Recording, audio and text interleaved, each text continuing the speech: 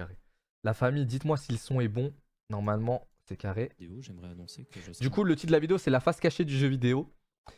J'ai peur de connaître beaucoup de choses dans cette vidéo parce que j'ai l'habitude de regarder beaucoup de vidéos de youtubeurs type Trasher. Qui d'autre faisait des vidéos de genre peut-être Lopok aussi. Lopok qui faisait pas mal de faces cachées sombres un peu de jeux vidéo. Je sais pas. Faut voir. Peut-être il va aborder d'autres choses. À la Souris Verte et le 22 avril au Petit Bain à Paris. Les liens pour prendre vos places sont dans la description. Plus de détails. Plus fort, attendez. À la toute fin de la vidéo. C'est bon comme ça ou pas? J'ai jamais été un grand joueur de jeux vidéo. Je jouais pas mal au collège, que ce soit sur PC ou sur console, mais avec l'âge, j'ai un peu diminué ma consommation. Comme ça m'arrive bon, de temps en temps de jouer à quelques jeux quand je procrastine, mais au-delà de ça, je passe plus de temps à regarder des gens y jouer qu'à le faire moi-même. Mais néanmoins, l'esthétique du jeu vidéo, et particulièrement ceux de mon enfance, reste toujours dans un coin de ma tête. Notamment car ils ont lancé chez moi et chez beaucoup d'autres une fascination inattendue. Même quand c'était pas voulu par les développeurs, les jeux vidéo, très souvent, c'était une expérience flippante. Que ce soit dans des souvenirs d'enfance. Vous savez que Mario 64, j'y pensais l'autre jour en plus. Enfin, l'ambiance dans le château, elle me terrifie. C'est tellement vide. En fait, j'ai peur qu'il y ait un screamer à chaque fois quand je joue à ce jeu, mais je sais évidemment qu'il n'y en aura pas. Mais je sais pas, l'ambiance dans le château, elle est archi chelou. Surtout au tapis rouge, enfin les marches d'escalier là, ou encore aujourd'hui dans des formes qui évoluent de plus en plus. Et avant de commencer à vous parler de tout ça et de lancer cette nouvelle série de vidéos sur la face cachée des jeux vidéo, laissez-moi vous raconter une petite anecdote qui m'est revenue à l'esprit il y a environ 2 ans et qui a grandement inspiré la création de cette vidéo que je voulais faire en réalité depuis assez longtemps. Il y a un iceberg dessus, Au collège, comme beaucoup d'adolescents garçons de mon âge, j'ai joué à Call of Duty Modern Warfare 3 en ligne. Le jeu était loin d'être très bon en rétrospective, mais j'ai une nostalgie importante pour celui-ci. C'était une de mes premières expériences de FPS en ligne. J'ai passé des soirées incroyables dessus. Je connais la plupart baisse le son. Attendez, je baisse un peu. Des maps sur le bout des doigts et je me suis fait insulter d'à peu près tous les mots injurieux disponibles dans toutes les langues possibles dans le chat vocal. Mais un jour, un truc m'est arrivé, qui est arrivé à énormément d'autres joueurs et qui m'a un peu marqué. Je venais de rejoindre une partie avec peu de joueurs sur la map mission, ça jouait pas très bien et je m'ennuyais un peu. Et au fur et à mesure de la partie, les joueurs ont visiblement commencé à s'ennuyer aussi. Et ont lentement commencé à quitter la partie, un à un. Puis d'un coup, je me suis retrouvé tout seul. Mes souvenirs du jeu sont assez flous et je me souviens plus très bien ce qui se passe lorsqu'il y avait plus trop de joueurs. Mais normalement, un décompte était censé apparaître qui, à son terme, s'il n'y avait pas de joueurs supplémentaires qui avaient rejoint la partie, devait arrêter celle-ci. Mais là, le jeu a juste bugué et je me suis retrouvé seul sur la map pendant plusieurs minutes. Et je suis très très loin d'être la seule personne à le dire, mais le feeling quand on est un gosse sur une map complètement Putain. Désolé, même sur YouTube, j'ai vide dans un jeu designé exclusivement pour le jeu en ligne, c'est un sentiment très étrange qui mêle peur. Le son est bizarre, mais pourquoi? Genre, attendez, je réfléchis parce que là, la source audio qui sort sur le stream, c'est celle de la vidéo directement. Attendez, je sais. Je vais baisser ça et je vais monter ça. Non, je sais. Je vais faire ça et ça. Solitude et fascination. Je me suis retrouvé instantanément à me balader un peu sur la map. Tout était excessivement silencieux. Une carte designée pour des affrontements était à présent supprimée de son utilité principale et tout semblait donc ne pas être à sa place. Quand je tendais l'oreille, j'entendais le vent. C'est bon comme ça? Puis des bruits d'animaux. Et de temps en temps des trucs indéchiffrables. Et des bruits ressemblant à des voix au loin.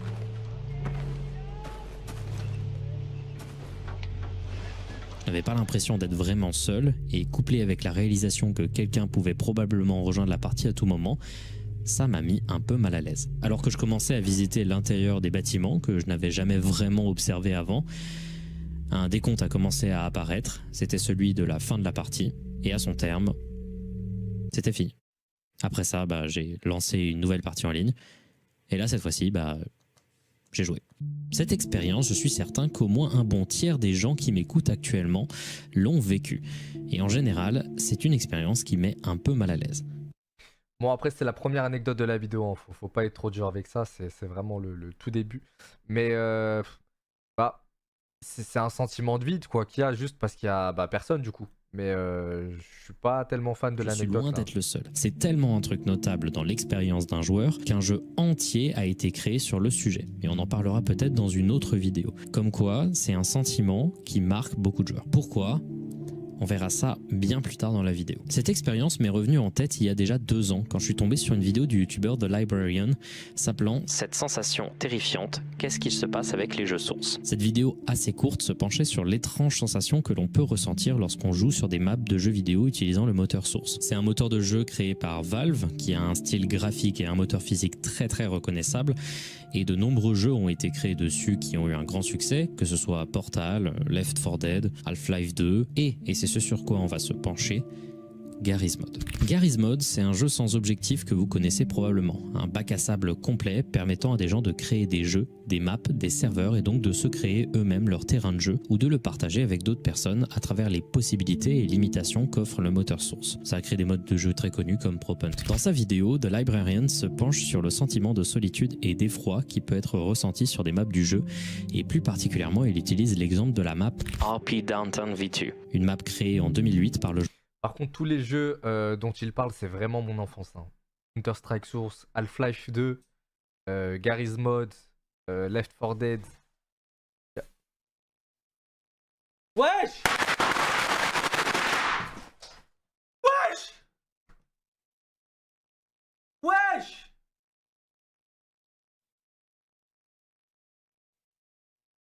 Wesh!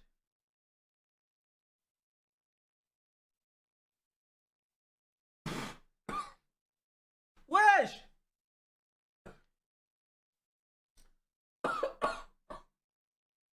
Eh, Amine, je vais...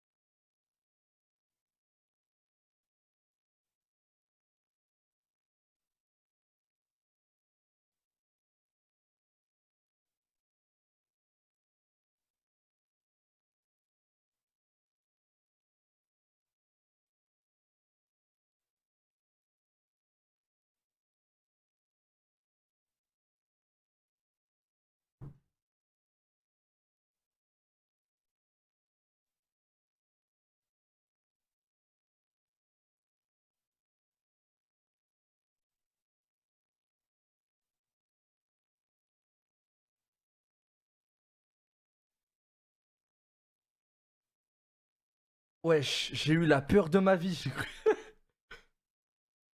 J'ai cru il y avait un attentat. Putain. Oh, je peux même plus respirer tellement il y a de la fumée.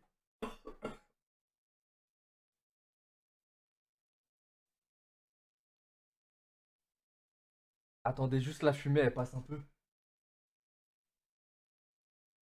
Eh, je fais un stream toutes les 3 semaines.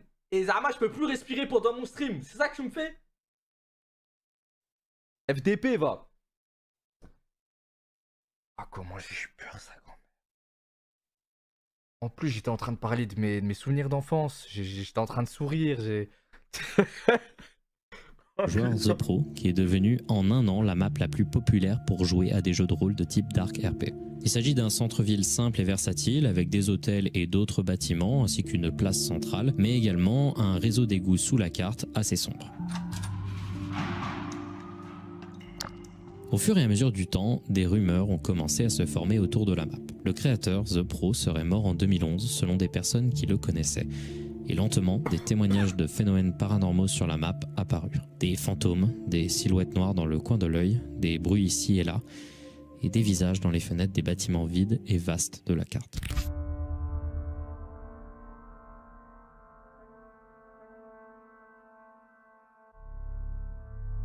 Mais c'est un baiser, je peux même plus respirer. Est-ce que vous voyez un amas de fumée devant moi là? Je suis à la chicha là, je peux même plus respirer.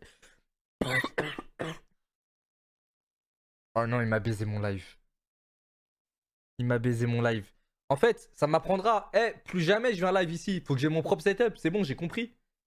Je suis là, je viens chez toi, j'ai compris, c'est bon. Toutes ces rumeurs sont fausses. Il n'y a jamais eu de fantômes trouvés sur cette carte, et elles sont l'écho en réalité d'un sentiment plus vaste sur les maps du jeu.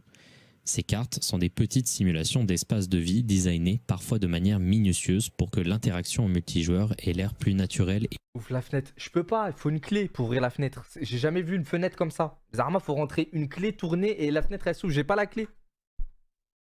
Et plus animée.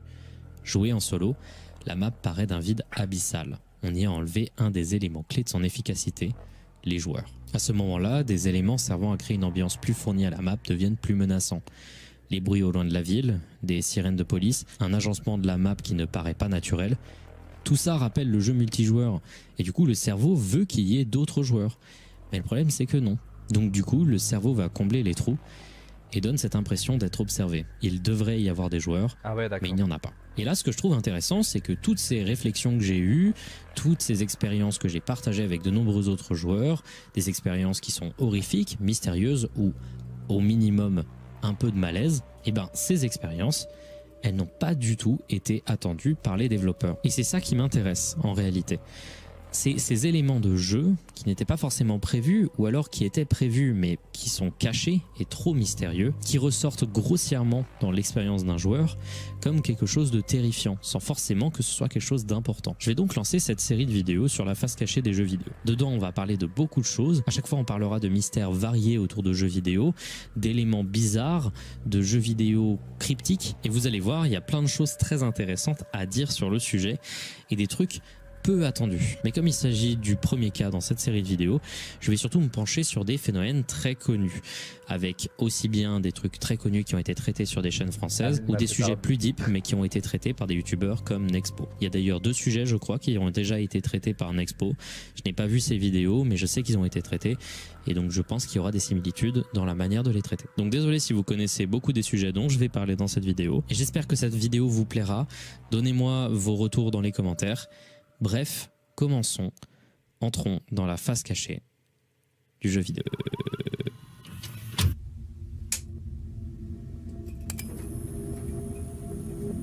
Bon, c'est quoi le premier jeu? Je pense que je vais connaître chaque jeu qu'il doit aborder, vraiment. À part un jeu japonais sorti en 1958, je devrais connaître tout normalement. S'il vous plaît, accueillez le tout nouveau Crossout, un jeu d'action multijoueur gratuit de bataille avec des véhicules. Vous allez dire il m'a baisé, je connais pas le jeu. Mais non, mais c'est la nouvelle mise à jour. Le jeu a été globalement Oh, il a failli me baiser. Ce premier cas, comme beaucoup d'autres sujets que je vais traiter, est assez connu, mais j'en parle pour une raison simple. Je sais d'avance que comme j'ai déjà traité de trucs beaucoup plus hardcore sur ma chaîne, on va se dire plus facilement, ça marque pas forcément ce genre de truc. Donc j'utilise ce cas-là pour expliquer le contraire. Un truc qui a marqué et fasciné beaucoup de joueurs, ce sont les easter eggs et les mystères cachés par les développeurs. Moi personnellement, ça m'a toujours mis mal à l'aise, mais je sais que c'est pas le cas de tout le monde. Pour ceux qui ne le savent pas, un easter egg ou œuf de Pâques en français, c'est un détail, un secret caché par un développeur de jeu qui se veut être soit une référence directe à une autre œuvre, soit un clin d'œil au joueur, soit un truc caché, inexplicable. Je me suis rappelé de tout ça quand j'ai vu un TikTok qui racontait cette histoire. Le 23 juillet 2019, le youtubeur Sizable Door poste une vidéo sur un jeu vidéo auquel il avait joué durant son enfance, Army Men Sarge's Heroes sur Dreamcast. Âgé seulement de 4 ans, alors qu'il jouait au jeu qui était plutôt moyen, il est tombé sur un easter egg dans un niveau qui l'a énormément marqué.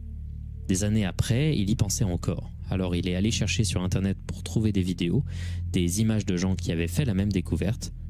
Strictement personne ne l'avait trouvé. C'est donc 20 ans après la sortie du jeu qu'il se décide enfin à partager sa trouvaille sur internet. Il allume le jeu, met des codes de triche, puis il rentre dans le niveau en question. My heart is beating on my chest right now.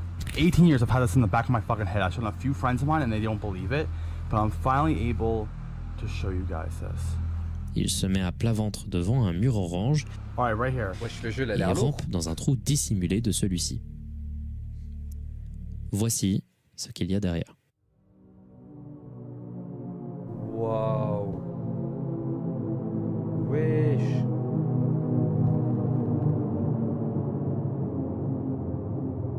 I fucking did it. Look at this. This has been undiscovered. I swear God, it's been undiscovered since this game first came out. I swear God, I'm probably the only person that's ever found this. And this plagued me my entire fucking life, dude. Vous voyez comment il réagit? Une telle réaction émotionnelle, c'est pas anodin. Quand je vous dis que ce genre de mystère peut profondément marquer, ce n'est pas pour rien. Cette vidéo a énormément tourné, que ce soit dans des articles ou dans ce genre de trucs, comme un des easter eggs les plus bizarres qui ait jamais été trouvé, et ce, longtemps après la sortie du jeu. Ça a démarré également au cours du temps une recherche pour trouver... En fait, je suis un baiser parce que il y a combien de jeux vidéo qui sont sortis depuis que ça existe? Depuis les années 70 là. Il y a peut-être plus de 100 000 jeux vidéo, j'en sais rien, mais sur ces 100 000 là, il y a forcément des easter eggs qu'on n'a jamais trouvé. Parce qu'il y a des jeux qui n'ont jamais traversé la frontière ou des jeux inconnus au bâton comme celui-ci, je sais pas. Trouver d'autres textures étranges dans le jeu. Les joueurs ont pu trouver notamment une image de petite fille dans le premier niveau. Wow. Ah non, ça fait peur quand même.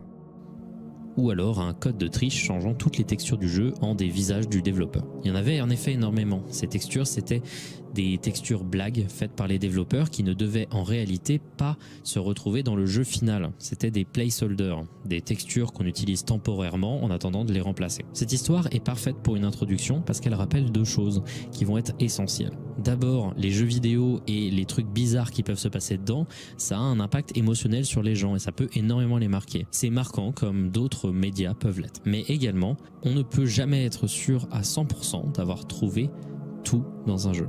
Même quand on a regardé dans les fichiers du jeu, etc., il peut toujours avoir ce petit truc caché qui peut passer inaperçu. Prends-la. Trouve-les.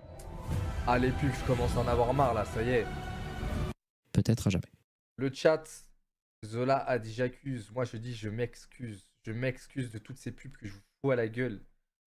Je comprends maintenant ce que vous ressentez, j'en ai marre.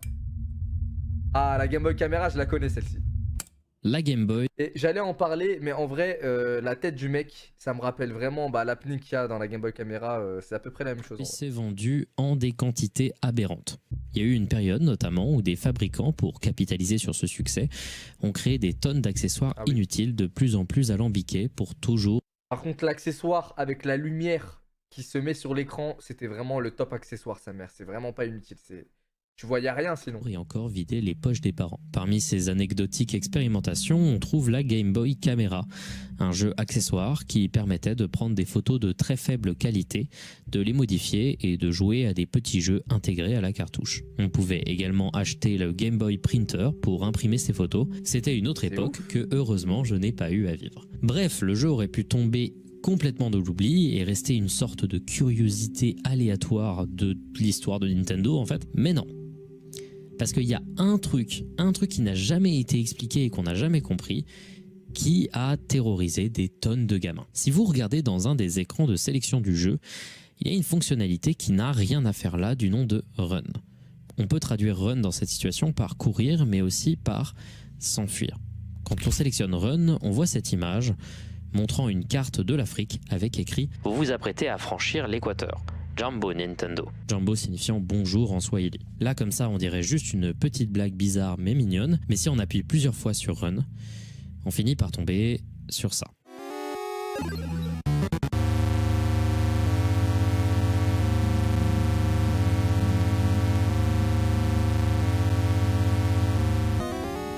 Au-dessus des visages, des messages apparaissent, dont le très célèbre « De qui essayes-tu de t'enfuir ?» L'ambiance sonore est menaçante et les images sont vraiment... C'est des baisers. La cible marketing de la Game Boy, c'est des enfants de 10 ans. Ils ont 8 ans, frérot. Franchement, les développeurs, franchement, merci. Mais vous avez abusé. En ça, vous avez abusé quand même. Efficace. Surtout dans la version japonaise du jeu où ces deux images supplémentaires sont disponibles. Il n'y a jamais eu la moindre explication pour cette blague, mais elle a au moins permis au jeu de ne pas sombrer dans l'oubli. On ne sait pas non plus quelle est l'origine de ces images, est-ce que c'est des employés, est-ce que c'est des... Nintendo, ils ont accepté ça. On ne sait pas, et aujourd'hui il s'agit d'un des mystères du jeu vidéo les plus connus sur internet.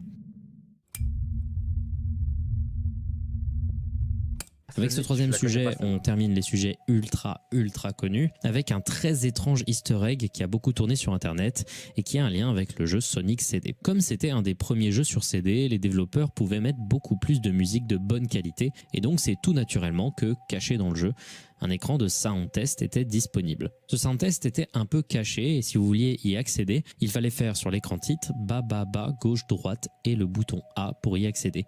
Et ainsi, on demandait aux joueurs de mettre des combinaisons de 3 nombres. Plusieurs combinaisons de nombres permettaient d'écouter des musiques du jeu, mais là ce qui nous intéresse, c'est ce qui s'affiche quand on met les nombres 46, 12 et 25. Ah, j'ai déjà vu ce Sonic là. Je savais pas que ça venait de là. Oh là là. On se retrouve avec cet écran super bizarre, avec cette tapisserie de En fait, ce Sonic il me rappelle grave Majora's Mask. Zelda Majora's Mask. Je sais pas, c'est la même DA. Sonic au visage difforme, cette musique stressante Ouais, c'est avec trop des rires stylé. ralentis en fond et la phrase « Le fun est infini avec Sega ». Message signé par un certain Majin, ce qui veut dire démon en japonais. Ah non, c'est trop stylé. Ouais, encore une fois, il y a aucune explication à ça, même si on a des pistes. Il semblerait que ce soit une blague d'un des développeurs qui trouvait juste ça drôle et qui voulait faire marrer les joueurs. On sait ça grâce à la signature Majin. Majin, c'était le surnom d'enfance d'un des designers du jeu, Masato Nishimura, qui apparemment serait responsable de la création de cet écran de sound test. De ce que j'ai pu voir, on n'a jamais eu vraiment la confirmation, mais il est sur Twitter et si vous avez envie de lui poser la question, peut-être que vous serez un des chanceux à la voir. Hé, toi! Non, mais il y a trop de pubs. Arrête de jouer à des jeux sur mobile! Hein? J'étais pas en train de jouer. Tu veux jouer à un vrai jeu vidéo? Ça, Riot Games, mettez un peu de budget dans les pubs. Je sais pas, c'est quoi cette pub faite sur Paint là? Attendez, mais le truc de Sonic, en fait, là, on découvre ça aujourd'hui parce qu'on a les ROM des jeux. Ça veut dire que sur un PC, on peut lire tous les fichiers, etc. etc. Mais quelqu'un qui, à l'époque de la sortie de Sonic, c'était quoi, sur Mega Drive, découvre ça en mettant totalement par hasard cette combinaison, il devait se chier dessus, vraiment. En plus, personne devait le croire. Genre, peut-être que, je sais pas, c'était dur d'avoir visibilité sur quelque chose à l'époque. California Speeds. Ah, il y a une pub, attendez, je vais laisser passer.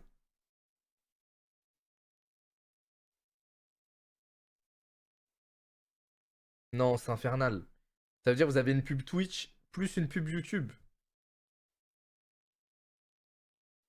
C'est bon?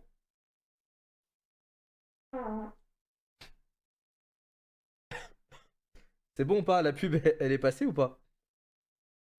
Ouais, c'est bon. C'est un jeu sur Nintendo 64 sorti en 1999. C'était un jeu de course assez standard, présentant un panel assez étendu de voitures et de circuits. Le jeu n'est pas très beau, bien qu'il soit coloré, et les contrôles, de ce que j'ai pu voir, étaient un peu mauvais. Bref, c'est un jeu qui aurait pu tomber encore une fois dans l'oubli, s'il n'y avait pas eu un petit détail. Dans le jeu, comme dans beaucoup d'autres jeux de course, on peut voir de nombreux panneaux de fausses publicités et sponsors, toujours soit simples, soit humoristiques. En revanche, si vous vous rendez sur le circuit Mojave Desert et vous arrêtez peu après la ligne de départ sur le côté de la route, vous tomberez sur un panneau très différent des autres.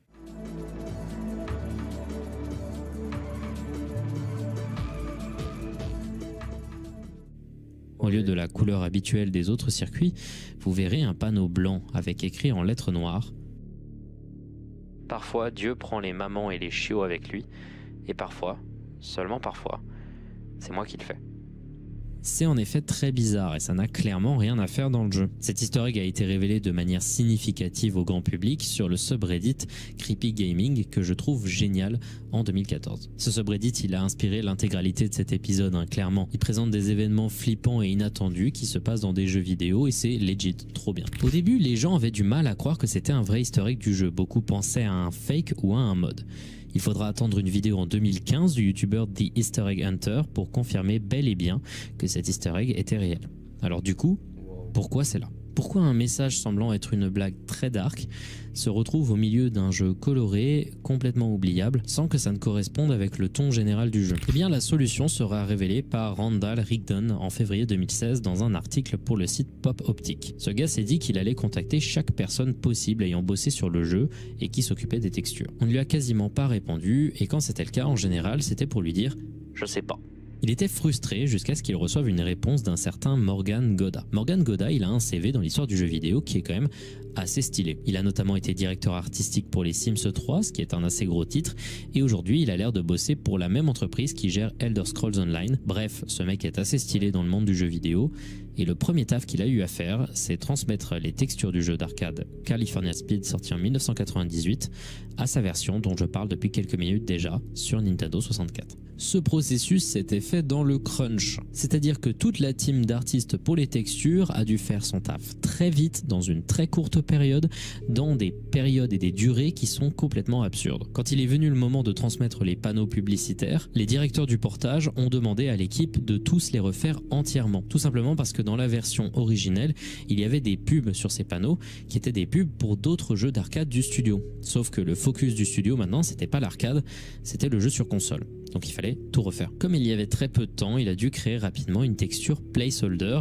Comme je vous ai expliqué avant, c'est un truc qu'on met temporairement pour les remplacer plus tard. Et il a voulu que ce soit très évident que ça ne devait pas être gardé. Et donc il a écrit le truc le plus stupide possible.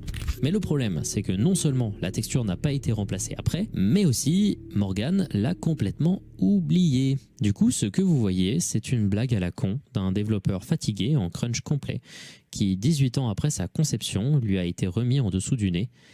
Et je trouve ça incroyable.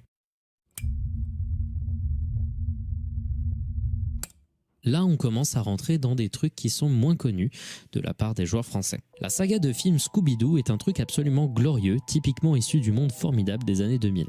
Ici, on ne va pas se pencher sur ces films, mais uniquement sur le marketing du deuxième opus de la saga, Scooby-Doo 2, Les monstres se déchaînent, ou en anglais Scooby-Doo 2, Monsters Unleashed, qui a eu une méthode marketing. Je la connais celle-ci. C'est avec le jeu PC, enfin la version Flash du jeu Scooby-Doo, je crois. Assez original pour l'époque. Un petit jeu Flash point and click sur navigateur sorti en 2004 sur le site officiel du film appelé Scooby-Doo Escape from the Cool Onion. Le jeu était bizarre. C'était, comme dit précédemment, une sorte de point and click tout simple avec des énigmes à résoudre. L'ambiance était un peu similaire à celui de la série et de l'univers de Scooby-Doo en général, c'est-à-dire inspiré par l'horreur, mais clairement pas horrifique. Rien que la musique du jeu vous indique clairement que vous n'êtes pas là pour passer un moment horreur. Si le jeu est profondément oubliable, il y a au milieu de tout ce bordel un détail dont des centaines de joueurs se souviennent. Un truc qui n'a pas du tout sa place ici. Le jeu est découpé en 3 niveaux d'énigmes, chacun composé de plusieurs pièces, situées dans un musée lors d'une exposition. Le premier niveau s'appelle la salle de l'au-delà. Le deuxième, les archives de la momie, et la troisième, les zombies à travers les âges. C'est le deuxième qui m'intéresse ici, parce qu'au milieu du niveau, on peut voir un sarcophage. À un moment, vous pouvez utiliser un pied de biche pour l'ouvrir. Quand vous l'ouvrez, la musique se coupe. L'ambiance change et montre un plan à la première personne de quelqu'un se penchant dans le sarcophage. Un texte minuscule se met à apparaître au milieu de l'écran, incitant les enfants jouant au jeu à s'approcher de celui-ci pour mieux le lire. S'il te plaît, n'aie pas beaucoup de temps. Quelqu'un arrive. Besoin d'aide avant que... Et là, j'ai stoppé, mais normalement, il y a un screamer. Et un screamer étonnamment efficace, qui est d'ailleurs accompagné de cette image. Mais c'est des baisers les développeurs. Surtout qu'ils disent à l'enfant, hey, rapproche-toi mon petit. La mise en scène de ce moment, elle est assez brillante et t'étonne complètement du reste du jeu. C'est assez aberrant à voir. Ouvrir le sarcophage n'est pas nécessaire pour avancer dans le jeu. Et en réalité, c'est juste un faux indice. Et arriver à l'ouvrir est plus difficile que de résoudre les autres énigmes. Aucun enfant ne s'y attendait. Et c'est resté pour beaucoup d'entre eux un véritable traumatisme. Je sais que certains soufflent déjà du nez parce que j'ai dit traumatisme, mais je rigole pas. Il suffit de se pencher dans les commentaires d'une vidéo mais bien sûr. C'est comme la vidéo du screamer qu'on regardait tous quand on était en école primaire, là, celui où il y a la prairie et le gars zombie qui sort. On s'en rappelle une vingtaine d'années après. Mais c'est fou ce qu'ils ont fait pour des petits. Et on peut lire ce genre de choses. Ça m'a traumatisé quand j'étais enfant. J'avais passé tellement de temps à ouvrir le sarcophage comme si c'était un grand puzzle. J'avais hâte de l'ouvrir car je pensais que c'était comme ça qu'on sortait de la pièce. Le texte était si petit que j'ai dû mettre mon visage juste en face de l'écran quand le jumpscare est arrivé. J'ai hurlé à plein poumon et j'ai pleuré pendant des heures après. Je ne pouvais pas aller dans la cave où l'ordinateur était pendant une très longue période. Aujourd'hui, j'ai peur des caves, peur d'être dans le noir, et j'ai peur que les ordinateurs aient des comportements non attendus. Car maintenant mon cerveau me dit que c'est un puzzle pour le faire bugger, et que quelque chose de mauvais va m'arriver dès lors que je le verrai. Pourquoi C'est malade. est-ce que c'était dans un jeu vidéo pour enfants? C'est Le légendaire A10A Warthog arrive enfin dans le jeu d'action en ligne War Thunder. En vrai, il devrait y avoir une institution comme pour la télé. Quand ils font de la merde sur TPMP, c'est qui qu'on mentionne déjà l'Arcom, l'Acrom ou je sais pas quoi. Ceux qui gèrent un peu, qui régulent les chaînes télé, qui font les règles et tout. Il devrait y avoir ça pour les jeux vidéo et eux auraient dû se faire striker. Enfin, le studio derrière ça, franchement, c'est grave, je trouve, pour des types. Le CSA, oui, voilà, pardon. CSA, excusez-moi, c'est ça, ouais. Infra est un jeu vidéo d'aventure à la première personne sorti en 2016 et développé par Loist Interactive, un petit studio de développement finnois. C'est un jeu franchement très sympa dans lequel un ingénieur doit inspecter des infrastructures d'une ville fictive du nord de l'Europe, intitulée Stalberg. Si le concept peut paraître ultra chiant, en réalité ça ne l'est pas. Il y a un vrai scénario intéressant qui parle de corruption politique et au sein duquel vous allez pouvoir vous retrouver enfermé dans des tunnels souterrains contre votre gré en devant prouver des traces d'un complot autour des puissants de la ville. Le jeu, j'ai pu y jouer seulement un tout petit peu, mais il a l'air vraiment bien. Et il a l'air franchement aussi d'avoir une atmosphère assez sympa. La majorité du jeu est assez contemplative. C'est pas du tout un jeu d'horreur. Vous allez régulièrement vous retrouver à vous balader avec des buts juste très vagues dans des vieilles installations décrépites ou dans la nature. Et là, vous allez commencer à trouver des détails chelous, cachés un peu partout. Ces détails constituent un ARG encore non résolu, si j'ai bien compris, autour du jeu, qui est détaillé sur le Stalberg Wiki. Et c'est légitimement fascinant, la quantité de vie qui a été insufflée dans un jeu qui aurait pu être profondément terre-à-terre. Un truc que j'aime particulièrement dans ce jeu, c'est la présence importante du lore, qui est dissimulé de manière intelligente un peu partout dans le décor. Et en particulier, il y a un truc que j'aime, c'est la présence d'une légende urbaine autour de Mörkö, qui signifie croque-mitaine en finnois. Mörkö, on peut le voir énormément dans le jeu, dans plein de détails dissimulés partout. Que ce soit ici, où on voit son masque sous ce pont, ou ici, dans une grotte, ou alors encore dessiné sur des murs un peu partout. Et déjà, ça met une certaine ambiance au jeu. Comme précisé avant, ce n'est pas du tout un jeu d'horreur. Mais avoir l'ombre de cette entité tout le long d'un jeu qu'on passe sous terre dans des tunnels claustrophobes, c'est déjà génial et suffisant pour foutre un léger frisson aux joueurs. Mais ici, j'aimerais parler d'un truc. Un petit détail, un petit easter egg du jeu que je trouve brillant. À un moment du jeu, le joueur doit se balader dans une section appelée les tunnels d'eau Bergman. Après avoir erré dans ces tunnels et après une suite d'événements que je ne vais pas donner pour des raisons de spoil, vous vous retrouverez à devoir vous échapper de ces tunnels alors que ceux-ci s'apprêtent à s'effondrer en prenant un ascenseur. Mais si vous regardez autour de vous dans la salle de l'ascenseur, vous verrez une autre porte qui mène à un tunnel nommé le tunnel B2. Si vous essayez de l'ouvrir, vous verrez qu'elle est fermée à clé. En réalité, si vous voulez avoir accès à cette section, il faudra trouver un fusible, une clé bien cachée juste ici, et connaître un code qui lui aussi était bien caché au pif sur un calendrier plus tôt dans le jeu. 4027. La clé permet d'ouvrir la porte du sas du tunnel B2. Le fusible permet de donner de l'électricité au code de la porte que l'on peut entrer par la suite. Avant de voir la fin de tout ça là, ce jeu me rappelle grave. Déjà, je kiffe ce genre de jeu un peu dans des sous-sols, des souterrains contemplatifs, un peu comme a dit Feldup. Il y a un jeu que je peux vous conseiller, c'est Penumbra. Vous voyez ceux qui ont fait le jeu, c'est Frictional Games. Ils ont fait Amnesia The Dark Descent, Machine for a Pig aussi, Amnesia et Machine for a Pig. Ils ont fait juste avant Penumbra. Et je vous le conseille parce que c'est la même ambiance, mais c'est un jeu un peu horreur. Et franchement, c'est un de mes jeux préférés. Genre, il y en a 3. Je vous conseille les 2 premiers parce que le 3e, c'est juste un truc d'énigme. Mais les 2 premiers sont vraiment excellents. Donc voilà, si jamais vous ennuyez. On a à peine le temps de lire une note qui nous indique qu'il ne faut surtout pas rentrer dans le tunnel, que l'on est déjà en train de franchir. Ça s'écrit Penumbra. Penumbra, c'est sur Steam. Il doit coûter 2 € le jeu, un truc comme ça. Et La porte. c'est vraiment... Et soudain, changement d'ambiance. Oh. Plus de musique, juste un long tunnel plongé dans le silence. Le premier réflexe est donc d'essayer de le franchir. Au fur et à mesure de votre chemin, vous commencerez à entendre des bruits inquiétants, des voix, des respirations fortes.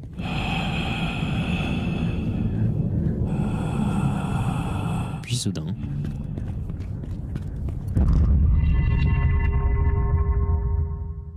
Ouais, c'est flippant et c'est plutôt efficace. Et c'est encore plus fou que ce soit pas le seul truc de ce type qui soit caché dans le jeu. L'ambiance est très bien gérée et c'est un des secrets intentionnels que je trouve les plus intéressants de l'histoire du jeu vidéo. Ça fait vivre un peu la silhouette de Murke qui plane sur l'intégralité du jeu et franchement, c'est ultra bien foutu. The Hall of Tortured Souls. Celui-là, il sonne vraiment comme une creepypasta, mais il est pourtant réel. Laissez-moi vous parler d'un easter egg qui se situe dans un des jeux les plus joués de l'histoire du jeu vidéo, le très célèbre Microsoft Excel 95. On dirait une blague, mais je vous promets que je troll pas. Il y a bel et bien un easter egg hyper bizarre et obscur caché dans Excel 95, disponible uniquement du coup sur Windows 95 et qui a été supprimé par la suite comme la quasi-totalité des easter eggs de Microsoft. Et je trouve qu'il y a une atmosphère particulièrement efficace et flippante dans celui-ci. Pour déclencher ce secret, rendez-vous sur une nouvelle page vierge Excel 95. Rendez-vous ensuite à la ligne Ouh, j'ai peur, je vais remplir la case 93. Ouh. Numéro 95 et sélectionnez l'intégralité des cases de la ligne en appuyant sur le chiffre 95. Sélectionnez ensuite la case B95, appuyez ensuite sur LED, puis sur à propos de Excel.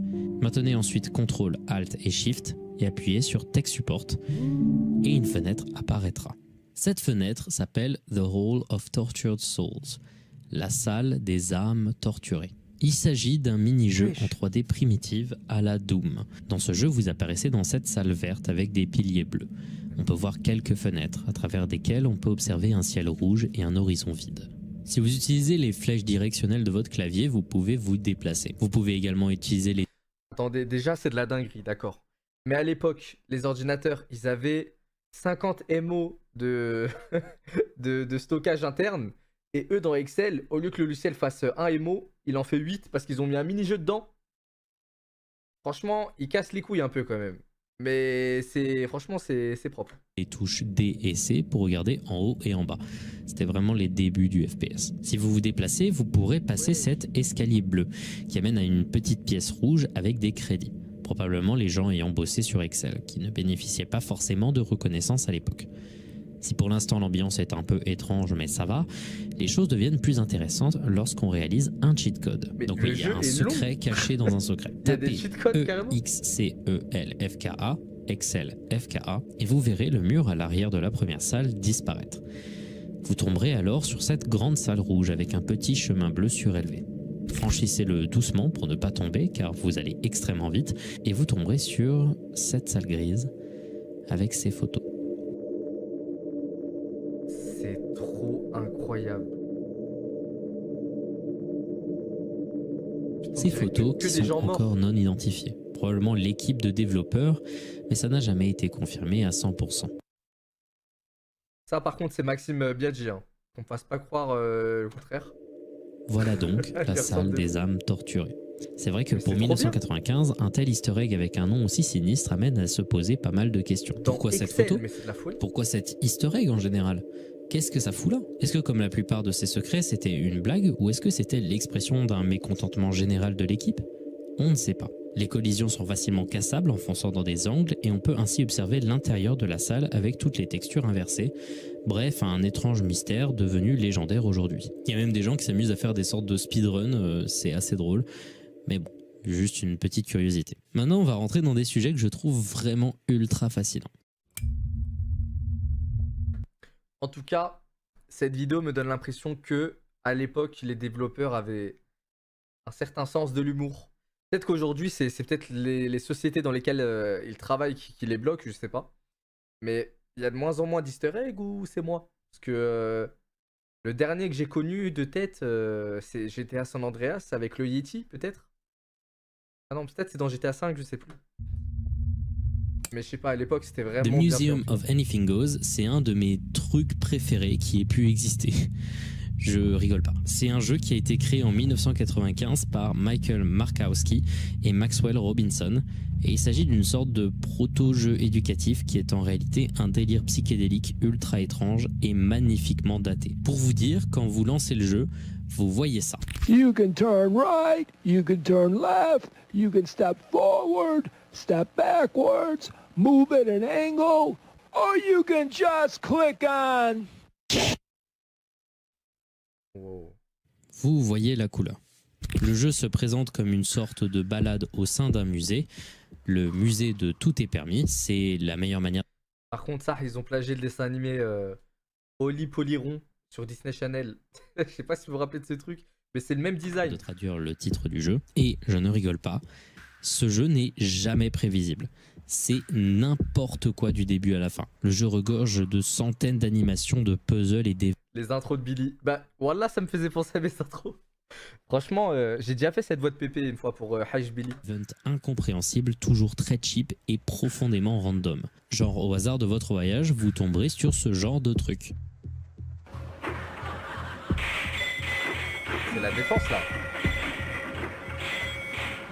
Ou ce genre de truc. You are not welcome here. Stay out. You are not welcome here.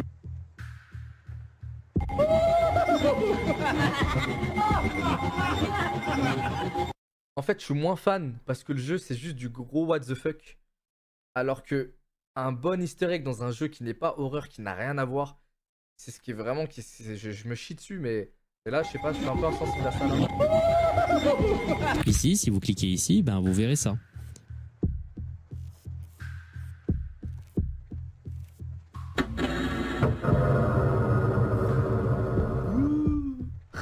Et ici, vous avez cette suite de vidéos complètement random d'une meuf qui fait du patin à glace. Ça, Zarma, c'est l'un des jeux préférés de Feldup. C'est la musique des vidéos de Feldup, ça.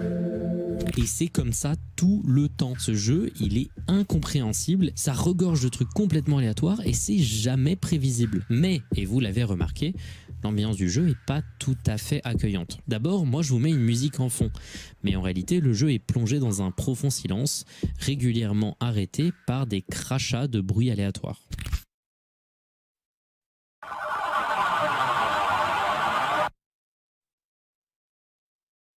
Également, l'esthétique du jeu me plaît, car j'adore les vieux designs du début de l'informatique, mais clairement l'association de ces graphismes primitifs avec de vraies images photographiques détourées donne cet étrange sentiment de malaise dans tout le jeu. Aussi, il y a beaucoup d'enregistrements de voix et de narration dans le jeu, toujours fait de manière très amateur, ou alors pioché dans des enregistrements. Mais c'est quoi le but du jeu? Bah, je crois que c'est conceptuel, c'est-à-dire que la maison que tu visites, c'est une sorte de musée, mais tout n'a aucun sens en fait. Si tu vas cliquer sur un tableau, ça n'a pas de sens. Vraiment historique. Et à chaque fois c'est bizarre et très souvent c'est incompréhensible. Et aussi le jeu parfois il est juste flippant. Il fait juste peur. Je vous avais montré ce passage avec la peluche qui marche dans le noir complet et qui fait afficher ce clown trop bizarre. Mais genre ça.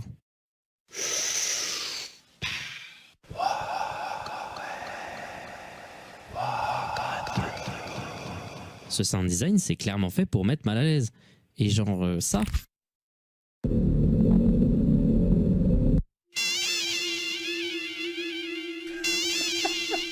Le jeu est tellement aléatoire que ça finit par être angoissant.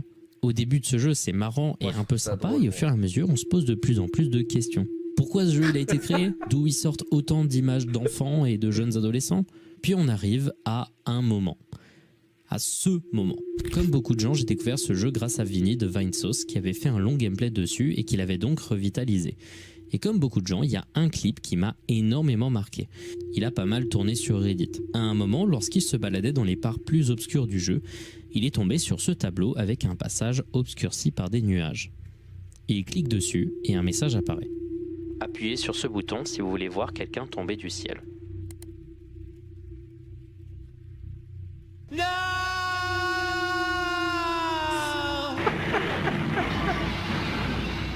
Classique élément random du jeu, mais une fois que l'animation a joué, vous voyez ce message. Regarde ce que tu viens de faire.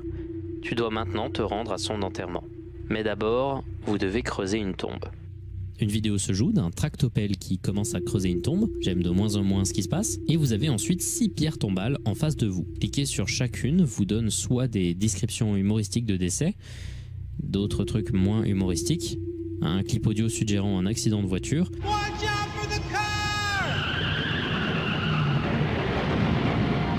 etc. etc. Mais juste après, si vous appuyez sur le bouton pour passer au prochain tableau, vous verrez une vidéo d'un vrai enterrement. Non, le jeu il est archi flippant, en vrai. Qu'importe ce que vous faites, ne cliquez pas sur cette tombe. Vous vous en voudrez.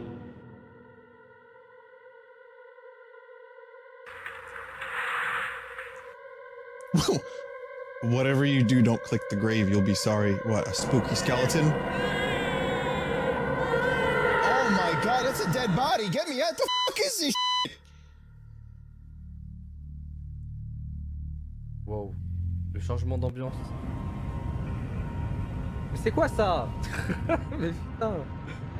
Oh, le changement d'ambiance. Derrière ce flou et avec cette ambiance sonore, on peut voir un plan ultra graphique d'un cadavre manipulé par quelqu'un en blouse blanche. Quand les gens ont vu ça, 1000 questions se sont posées. Là, ouais, c'est le moment où le jeu il arrête d'être marrant et on se pose vraiment des questions parce que c'est une image, c'est une vidéo dont la source n'a toujours pas été trouvée. Beaucoup de gens ont analysé cet enregistrement parce que beaucoup avaient peur que vraiment on était en face d'un cadavre complètement impossible. Mais vous imaginez si le créateur du jeu a vraiment filmé un vrai cadavre, mais peut-être qu'il a tué lui, et que du coup personne se mette à le rechercher sérieusement parce que c'est une création artistique pour un jeu vidéo. Genre, je sais pas, par exemple, les snuff movies, les gens qui tuent des gens et qui se filment et qui en font des courts-métrages ou des vidéos, comment savoir s'il faut poursuivre l'auteur? Si c'est vraiment vrai ou si c'est juste artistique? Alors que dans le court-métrage, il dit lui-même que c'est vrai, quoi, qu'il n'y a pas de fake. Tu vas loin. Mais non, moi, je trouve la frontière, elle est mince entre l'artistique et le réel à ces niveaux-là, quoi. Je trouve ça très poussé. Si tu es dans un jeu vidéo éducatif. Les snuffs, c'est des vrais trucs. Mais justement, je crois pas. Il y a des snuff movies, il me semble que c'est pas réel, quoi. C'est de l'artistique. Il y a même des snuff movies qui ont déjà été présentés à des festivals de films. Donc, je sais pas. Et en fait, il semblerait qu'il s'agirait juste de la carcasse d'un cochon. Mais d'abord, c'est vrai que ça a l'air un peu humain. L'éclairage de la vidéo donne pas du tout cette impression qu'on regarde de la viande, mais bien qu'on regarde un vrai cadavre bien décrépit et bien pourri. Mais la viande, ça reste aussi un cadavre, donc important de le rappeler. La théorie du cochon semble être la plus probable car malgré le fait que le jeu veuille clairement indiquer qu'il s'agit d'une dépouille humaine, il semblerait que les os soient trop gros pour que ce soit le cas. Mais quand même, certaines personnes maintiennent qu'il s'agirait d'un cadavre à cause de la présence de cette machine, qui est soit un outil permettant de se débarrasser de restes inutilisables de viande, ou un outil de crémation. Maintenant, qu'est-ce que ça fout dans un jeu éducatif? Bah en vrai, avec tout ce que je vous ai dit, clairement le jeu il n'a pas l'air d'être vraiment un vrai jeu éducatif. On dirait plutôt une sorte de délire artistique plutôt intéressant, mais aussi pas forcément fait pour tous les publics. Énormément de moments du jeu font référence à la mort de manière assez violente, avec de l'humour très nihiliste. Bref, ça demanderait d'essayer de contacter les créateurs, même s'ils ont l'air d'être difficilement trouvables étant donné que le jeu est très vieux, mais ça pourrait nous apporter des réponses. La solution très probable, c'est que ce soit genre des images stock très vieilles et un peu obscures qui ont été filmées dans le coin où ont été filmés un peu tout le reste des vidéos qui sont trouvables dans le jeu. Mais pour l'instant, ça reste un mystère. Personne ne sait d'où ça vient. Incroyable en tout cas. Alors ce sujet, il n'est pas aussi violent que le précédent et que celui qui va venir après, mais je le trouve absolument fascinant et étonnamment pas très connu. Laissez-moi vous parler d'un mystère inexpliqué du jeu Saints Row 2, un GTA-like très connu. Un mystère qui tourne autour d'une créature qui s'appelle le Freezer.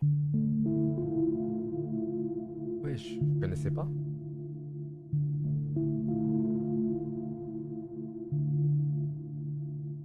D'ailleurs, petit débat parallèle, mais je m'amusais plus sur Saints Row que sur GTA, honnêtement. Ça va sonner comme une creepypasta, mais vous allez voir, c'est complètement fou. Dans le jeu Saints Row 2, qui est une sorte de GTA-like assez populaire, vous pourrez à un moment jouer à un mini-jeu du nom de Zombie Uprising. Le concept du mode de jeu est tout à fait compréhensible, hein, c'est du désengage de zombies. Si vous voulez rencontrer le Freezer, il va falloir entrer plusieurs codes de triche. Une invincibilité, des munitions infinies, des explosions beaucoup plus fortes et une gravité réduite. Quand vous aurez débloqué les grenades et que vous arriverez à cet endroit de la map, lancez une grenade pour vous propulser au-dessus de ce bâtiment. Utilisez une grenade supplémentaire pour glitcher en dehors de la map et vous vous retrouverez dans la map normale du jeu. Sauf que là, l'ambiance sera très différente. Toute la map est vide, de nombreux objets que vous trouverez auront l'air grossis, l'intérieur des bâtiments auront l'air invisible et le ciel peut apparaître comme étant beaucoup plus clair. Mais à tout ça se rajoute un truc, le Freezer, une créature qui vous pourchasserait. C'est une créature que l'on ne pourrait presque pas voir, mais le simple fait de le rencontrer causera un freeze total de votre jeu qui peut avoir des dégâts sur votre sauvegarde ou le jeu entier. Le truc c'est qu'à chaque fois que le jeu freeze quand vous rencontrez le freezer, vous verrez toujours quelque part dans l'image une silhouette légèrement grise et bleutée, un peu terne, qui vous observe au loin ou plus ou moins proche du joueur. Il est possible parfois de brièvement voir cette silhouette et que le jeu ne crache pas, mais généralement ça arrive dans les secondes à venir.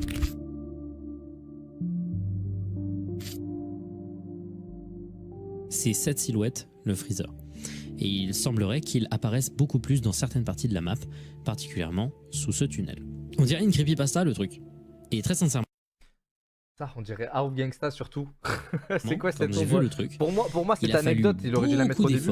Pour arriver à me convaincre que c'est réel. Surtout que ça a été fait très peu de fois, que ça n'arrive que sur le portage Xbox 360 du jeu, et que beaucoup de gens semblent être très sceptiques. Mais c'est vrai. Le freezer existe. Et le pire dans tout ça, c'est que ce n'est pas volontaire du tout. Ce bug, cette créature, ce n'est qu'une coïncidence liée au code bordélique de Saints Row 2. Il n'y a aucune explication. Et l'apparition de cette silhouette, pareil, c'est une coïncidence. C'est un bug qui apparaît comme une créature qui vous pourchasse. Je trouve ça ouf. Oh merde.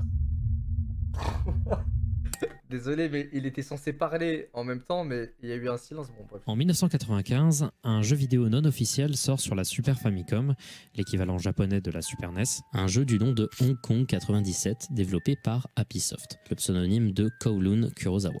Kurosawa, c'est un journaliste qui a créé ce jeu en une semaine pour se moquer du Nintendo Seal of Quality, une norme de qualité imposée aux développeurs voulant créer des jeux sur la console, où en gros si tu voulais pouvoir sortir ton jeu, il fallait que tu l'envoies à Nintendo, qu'ils vérifient que le contenu était ok et que tu les payes une grosse somme pour ensuite pouvoir lancer officiellement ton jeu sur le marché. C'est un truc qui a beaucoup contribué à la réussite de la console et qui a un peu sauvé le jeu vidéo du naufrage, tout simplement parce qu'avant ça, la console majeure c'était l'Atari, qui n'avait pas ce genre de contrôle qualité sur les jeux qui pouvaient sortir par l'éditeur de la console, ce qui fait que les développeurs de jeux vidéo sortaient des jeux bâclés à la pelle, et du coup il y avait un surplus de cartouches invendus qui servaient à rien, de jeux faits à la va-vite, c'était un cauchemar. Donc Kowloon Kurosawa a fait ce jeu pour se moquer de ce système. C'est un jeu ultra mauvais, produit en très peu de copies, et il contient énormément de contenu volé, dont des images d'acteurs comme Bruce Lee et Jackie Chan, extraits de films aléatoires. Le jeu était littéralement vendu dans la rue random par Kurosawa, avec d'autres jeux qu'il avait réalisés, pareil pour se moquer du Seal of Quality, et c'était pas vraiment des jeux, et à chaque fois ça avait du contenu un peu...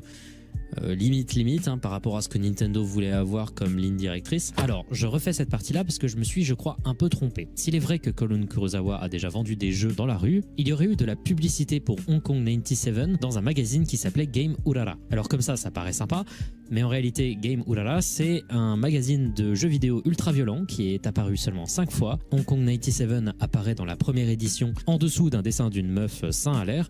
Bref, ça reste tout aussi fou que l'histoire du jeu. Et de ce que j'ai compris, le magazine lui-même a aidé à la distribution de Hong Kong 97. Il semblerait que ce soit la seule pub qui ait jamais été faite dans un seul magazine de l'histoire. Et du coup, comme le jeu... Franchement, avant de poursuivre l'anecdote, ça c'est un truc que je regrette énormément. C'est que quand j'étais petit, bon, à partir d'un certain âge, j'avais tout sur internet, de toute façon, sur jeuxvideo.com.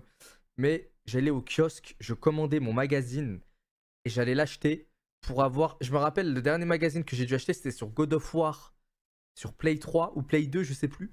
Mais je sais pas pourquoi il me fallait le prochain magazine pour avoir des infos en exclu sur God of War qui n'étaient pas sur internet. Mais c'était vraiment trop plaisant ces magazines-là. Mais je sais plus s'il en existe aujourd'hui. Il y avait le magazine Nintendo aussi. Je sais plus comment il s'appelait, mais bref, maintenant il y a moins de magie dans ces trucs-là. Mais jeu était vendu random dans la rue. Jusqu'à seulement 5 ans, ce jeu était complètement perdu et je crois que seulement 5 ou 6 copies ont vraiment été conservées. Le jeu est vulgaire et dans la lignée des autres jeux de Kurosawa. Il s'agit d'une histoire satirique anticommuniste assez vénère où vous jouez Shin, le frère de Bruce Lee, pour massacrer des de rouge moche. J'invente pas, c'est dans la cinématique de début de jeu et vous devez donc les massacrer en vous battant à la fin contre un Tong Chao Ping ressuscité en arme ultime. Aléatoire et bizarre mais ambitieux, regardons un peu du jeu. Wesh, mais c'est un shooter en fait. Putain, il arrive à faire un jeu Bruce Lee, il en fait un shooter, frère. Un jeu de plateforme, je sais pas. C'est littéralement considéré comme un des pires jeux de l'histoire du jeu vidéo. C'est véritablement un désastre sur tous les niveaux. Le jeu est buggé, inintéressant, l'histoire est écrite dans un anglais très mal traduit, et en plus de ça, la seule bande son du jeu, c'est un loop de 6 secondes d'une chanson chinoise qui s'appelle Beijing Tiananmen. Bref, le jeu n'est pas bon, et c'est pour ça qu'il est devenu profondément légendaire. Et c'est un des exemples les plus typiques de ce qu'on appelle le shovelware, le fait de faire du jeu vidéo de manière complètement bâclée, comme si on les jetait à la pelle. Ça a été ramené au goût du jour par l'AVGN, l'ancêtre de JDG, qui en a parlé dans une vidéo qui aujourd'hui compte 10 millions de vues. Mais un détail du jeu, souligné dans la vidéo, va lancer plusieurs années de spéculation, particulièrement à cause d'un détail. L'écran de Game Over. Là, pour vous, l'écran, il est flou. Mais derrière ce flou, il y a une image d'un cadavre avec au-dessus des indications de caméra VHS. À ce moment-là, les théories vont fuser, parce que personne n'avait le contexte de l'image, et franchement, ça n'avait pas sa place ici. Certains se disaient que c'était potentiellement un acteur, mais le sang, l'image, la pose, les instructions VHS, ça ressemblait vraiment à un vrai. Alors, je vais vous donner quelques théories qui tournaient à l'époque parce que c'est assez intéressant. La théorie principale était qu'il s'agissait du corps d'un individu très peu connu du nom de Leszek Blazinski qui avait mis fin à ses jours 3 ans auparavant. Leszek, c'était un boxeur polonais qui souffrait d'une grave dépression après la mort de sa femme. Très peu est connu à son sujet, à part le fait que son visage ressemblait un peu à celui du gars dans le Game Over. Cette théorie rejoint un paquet d'autres qui ont tous le même point commun, pointer du doigt le fait qu'on ne connaît pas la source de l'image, et qui accuse donc le créateur d'avoir tué quelqu'un et d'avoir mis une image dans le jeu. Flippant. Bien, sachez que pour une fois, on a eu le fin mot de l'histoire. Alors que plusieurs enquêteurs commençaient à trouver des copies jouables du jeu, notamment le Ultra Healthy Video Game Nerd, qui a notamment réussi à interviewer Kurosawa, des gens ont fini par dire qu'ils connaissaient en fait l'image, et qu'elle venait de ce qu'on appelle un mondofilm, du nom de Morté. Alors, qu'est-ce que c'est qu'un film mondo? Eh ben, c'est un type de cinéma d'exploitation qui s'inspire du film Mondo Cane, littéralement ça signifie monde de chien en italien, qui est un film de propagande pro-coloniale dont l'objectif est de montrer les pratiques les plus violentes de culture non occidentale, avec évidemment un énorme billet colonialiste et aussi de la mise en scène présentée comme étant vraie. Et en réalité, aujourd'hui, quand on parle de film mondo, on parle de documentaires qui sont en réalité des mixtapes gore montrant des images ultra choquantes de morts, soi-disant pour transmettre un message. C'est des films monstrueux, contenant des vraies images de gens morts, torturés, déchiquetés et certains des pires trucs possibles, sans vraiment de narration, pour donner un côté ultra choquant et faisant réel. L'image de ce Game Over est un vrai cadavre, un cadavre d'un civil bosniaque. Je crois que j'ai déjà vu un Mundo Gane, je sais pas comment prononcer. Je sais pas si vous avez vu l'iceberg qui tournait à un moment, je crois il avait beaucoup tourné il y a peut-être 1 an sur Twitter, des pires films à voir. Et moi, je m'étais arrêté genre à la 3e partie de l'iceberg parce qu'au-delà, c'était vraiment juste des compilations de gore. Il n'y avait même plus de scénario. Et à la 3e catégorie de l'iceberg, il y avait un film japonais, un animé qui a été banni du Japon je crois en 1995, quelque chose comme ça. Et ce film, il est dispo sur YouTube, mais faut taper. Je crois qu'il n'y a même pas de traduction. J'ai tout vu en japonais. Peut-être que des gens dans le chat me rappelleront le nom. Mais ça se passe dans un cirque. Et le film, bon, il a interdit au moins de 18 ans, mais il se passe des choses dégueulasses dedans. Shujo Tsubaki. Je sais pas si c'est ça. Avec le cirque, ouais, voilà, exactement. Avec le cirque, avec la petite fille, ouais, voilà, c'est ça. Et en gros, c'est une fille, sa mère, elle la vend à un mec, à un gérant de cirque. Et le gérant, il la ramène dans sa troupe. Mais dans la troupe, il y a que des gens bizarres. Il y a un gars, il a pas de bras, il a pas de jambes. Voilà, je l'ai vu aussi. Franchement, c'est le truc le plus chelou que j'ai regardé, mais je pense que c'est ce dont parle Feldup. Ça doit être un Mundo quelque chose parce que c'est que de la violence ce film. Il n'y a pas d'histoire, voilà. mais je me rappelle plus du nom. C'est Homo ou Uri. Bon, ça doit être ça, mais je me rappelle plus du nom. Mais c'est sur YouTube en tout cas, mais c'est archi chelou. Tué par des Serbes durant la guerre de Bosnie-Herzégovine. C'est vraiment de très mauvais goût. And to the people wondering who the person is at the game over screen, he doesn't know. He never knew. It was taken from a regular VHS sold at a store.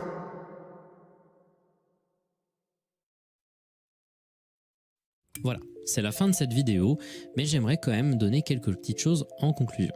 D'abord, j'espère que cette vidéo vous a plu, voilà, je voulais le dire comme ça. Mais aussi, j'aimerais revenir sur un peu tout ce qu'on a raconté et ce que j'ai aussi raconté au début. En réalité, la plupart des histoires que je vous ai racontées se basent sur la même mécanique, le fait de faire surgir de l'inattendu dans quelque chose de prévisible. Et tout ça, ça se ramène à un concept différent. Ce feeling que l'on peut voir dans beaucoup de jeux qu'on a joués durant notre enfance, ces jeux un peu entre PlayStation 1, PlayStation 2, Wii, GameCube, tous les jeux de cette période du jeu étaient profondément emplis de liminalité. Et oui, on est enfin sur une vidéo de ma chaîne, on parle à nouveau de liminalité. Pour ceux qui ne le savent pas, les espaces liminaux, ce sont ces images, ces endroits vides comportant un sentiment bizarre. C'est l'esthétique backroom, j'en ai parlé dans ces vidéos-là. Voilà, donc s'il vous plaît, allez les regarder. Si vous voulez une définition plus claire, allez regarder surtout celle-là. Le jeu vidéo est fait pour imiter un espace qui soit vraisemblable, un espace réel. Le problème, c'est que évidemment, tous ces espaces numériques sont complètement faillibles. Dès lors qu'on enlève le moindre variable de cet environnement auquel on essaye de donner une vie, l'aspect... Je viens de voir la photo sans floutage, voilà, c'est hardcore. Putain, tu m'as donné envie de voir, mais... Vaut mieux pas en fait, c'est juste un cadavre donc... extrêmement factice de l'univers du jeu finit toujours par ressortir. Et le fait que ça ressorte d'une manière aussi visible, c'est là que ça crée le malaise. Là ici, je vous ai donné de nombreux exemples de plusieurs mécaniques qui parlent soit de choc, soit de procédés liminaux d'horreur. Et bien tous ces trucs qui de base n'étaient pas voulus par les développeurs ou alors qui ont été mal interprétés, ont inspiré un tout nouveau genre de l'horreur qui apparaît de plus en plus en ce moment. C'est un truc qui a pris beaucoup de noms, mais le nom principal que j'ai pu voir, c'est le Digital Horror. On peut voir de nombreuses chaînes s'inspirer de l'esthétique des jeux du passage de la 2D à la 3D et de la génération qui a suivi ce passage-là pour faire de très nombreuses histoires d'horreur interactives, fictives, se passant dans ces jeux. Il y a eu d'abord toute la vibe Super Mario 64 durant une période, avec les passionnants Super Mario 64 Beta Archive et toutes les séries d'horreur sur le sujet, mais on a également eu sur Minecraft, avec de nombreuses chaînes essayant de présenter des versions perdues de Minecraft Alpha, où il se passe des choses étranges, ou alors on peut voir des entités. Je trouve que c'est ultra créatif et que c'est plutôt intéressant et que ça touche à des sensibilités qu'on a eu beaucoup, parce que le jeu vidéo a fait partie, pour beaucoup de gens qui me suivent, du développement dans l'enfance. Mais je trouve que encore maintenant, ça n'a pas encore été utilisé d'une manière que je trouve vraiment convaincante. Bah en vrai, c'est pas si fou que ça. Bah, cette vidéo, c'est surtout une passe D à toute cette nostalgie qu'on peut avoir, tous ceux qui jouaient aux jeux vidéo avant. C'est vrai qu'il n'y a rien de fou en soi, mais pour un truc qui est autant dans notre quotidien, je trouve ça choquant quand même. Genre, qu'il y ait autant d'easter eggs tordus dans un truc qui est censé être innocent et auquel on joue tous et toutes tous les jours, les jeux vidéo. Je trouve ça fou que des trucs soient cachés dans notre quotidien comme ça. Moi, ça me passionne, moi. C'est vrai qu'il n'y a rien de fou en soi. Il y a eu des trucs intéressants, mais pas à 100%. Enfin non, il y en a un qui a été à 100% et c'est Petscop. Et l'esthétique m'a tellement touché que j'en ai fait plus de 2 heures de vidéo. Donc il y a clairement quelque chose d'intéressant à creuser dans tout ça. Il y a une esthétique bourgeonnante qui ne demande qu'à être utilisée d'une manière vraiment crédible et vraiment intéressante, mais il semblerait que ça ne soit pas encore fait. Et vous savez très bien ce que ça veut dire. Vous avez un de boulevard pour créer des fictions sur internet d'horreur qui soient intéressantes dans le domaine du jeu vidéo. Si vous êtes programmeur, si vous êtes designer... Je suis dégoûté. Attendez, faut que je vous montre mes notes iPhone. Attendez, je vais vous montrer. Je vais vous montrer la date à laquelle j'ai écrit ça. C'est avant que Feldup sorte sa vidéo. Attendez. Voilà. Merde. Attendez, je vais vous montrer ça. Regardez. Ah, c'est fou. Ah voilà, regardez. Ah merde, c'est à l'envers. Mais bref, en gros, dans mes notes, j'avais écrit comme quoi je voulais ouvrir ma boutique de jeux vidéo de Nintendo 64 et de Play 1. Mais en fait, c'est des ROM hacks. et que je puisse vraiment les vendre en cartouche dans la vraie vie. Comme ça, si vous voulez en acheter et les mettre dans votre Nintendo 64 ou dans votre Play 1, bah, c'est des jeux qui fonctionnent vraiment, mais des jeux détournés. Ça veut dire que si je vous fais acheter Mario 64, il y aurait mon scénario à moi dans la cartouche, avec des choses creepy et dérangeantes de ouf. Mais là, vu qu'il le dit en vidéo, je suis dégoûté de... Putain, je voulais vraiment que ça fasse un effet de surprise, mais bon, tant pis. Vous savez que c'est un de mes projets en tout cas. Si vous êtes graphiste, vous pouvez vous rejoindre. C'est interdit. Non, mais c'est un kiff. Ça veut dire, moi, je m'en fous de faire de l'argent sur ça. Je veux juste faire des drops en ligne, en fait, même si carrément j'envoie les jeux gratuitement.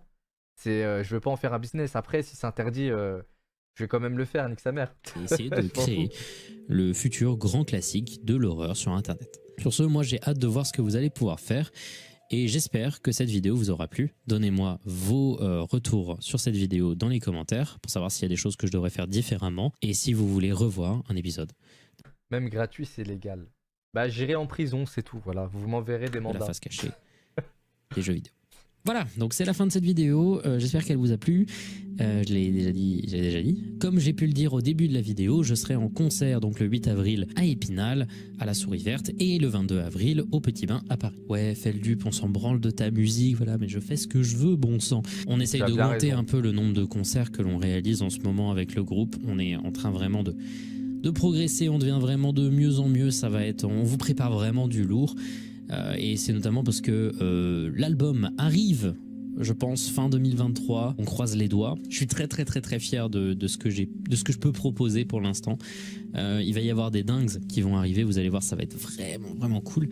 Pareil pour les vidéos, hein, je prépare beaucoup de trucs et cette année, je vais essayer d'être un peu plus productif. Je prépare plein de trucs très sympas. Et je vous annonce également que du 25 au 26, je serai en live 24 heures sur 24. Bon, pas vraiment 24 heures sur 24, mais je serai en live la plupart du temps sur ma chaîne Twitch à l'occasion d'un marathon de streaming caritatif, un peu comme le The Event, mais cette fois-ci au profit d'associations féministes. C'est un event qui s'appelle Furax et qui me fera très plaisir de faire, et vous allez voir, j'ai préparé plein de bêtises.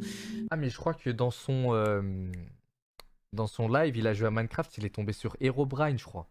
Enfin, c'est un perso, pour ceux qui connaissent pas le jeu, il fait un peu peur, enfin, tu t'attends pas à tomber sur lui. Il y a très peu de chances de tomber sur lui dans le jeu, mais je crois qu'il est tombé dessus en live. Et j'espère que vous donnerez beaucoup, parce que voilà, c'est des causes qui, vous le comprenez, me plaisent beaucoup et me tiennent à cœur. Voilà, donc j'espère que cette vidéo vous aura plu, voilà. On va pas regarder. Bah, c'est déjà passé, frérot, en fait. C'était hier et avant-hier, donc voilà.